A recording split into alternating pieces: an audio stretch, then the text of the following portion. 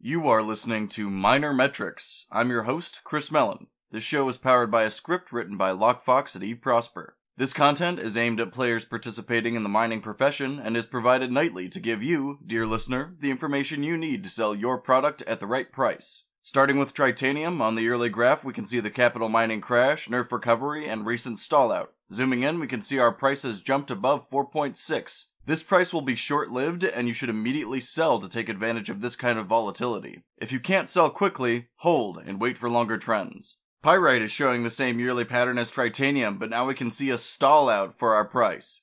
Zooming in, it looks more ambiguous with slight movements upward. In the long run, I think this price has further to rise. I would hold and wait for a higher price.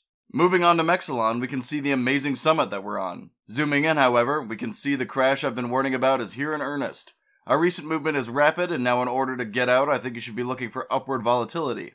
However, if not, you should still get out now before the price drops further. With Isagen, we're seeing the exact same graph as Pyrite, and it's for all the same reasons. Zooming in, we can see our price has pulled out of a decline. Selling Isagen is not a terrible idea, but only if you need to liquidate. Holding out for a better price is probably a better move in the long run. Moving through to Nexen, we see a similar graph to Tritanium earlier, but with a stall out at a much better relative price point. Zooming in, we can see huge upward volatility for the sellers with a slow backing off. This is the new peak in price for this market, and I believe selling before the drop is a wise choice, even in the long run. Isagen's yearly graph is looking alien, with large movements in the early year, followed by a recent plummet in price. Zooming in, we can see the rapid decline we've experienced and the bounce back from that movement. Despite this rebound, we're still in our stall out. It's time to hold on to Isagen and wait for an acceptable price. For the last of our regular minerals, we have Megasite. Much like Isagen, Megasite had large movements in the early year, but is only just now experiencing its drop. If Isagen is any indication, this price has further to fall.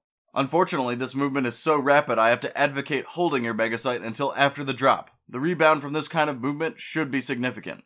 Lastly, Morphite's yearly graph looks incredibly stable, but zooming in we can see we've been experiencing a log fall in price with some recent volatility. We've returned to a 9,500 price point, so this is a fair trading price.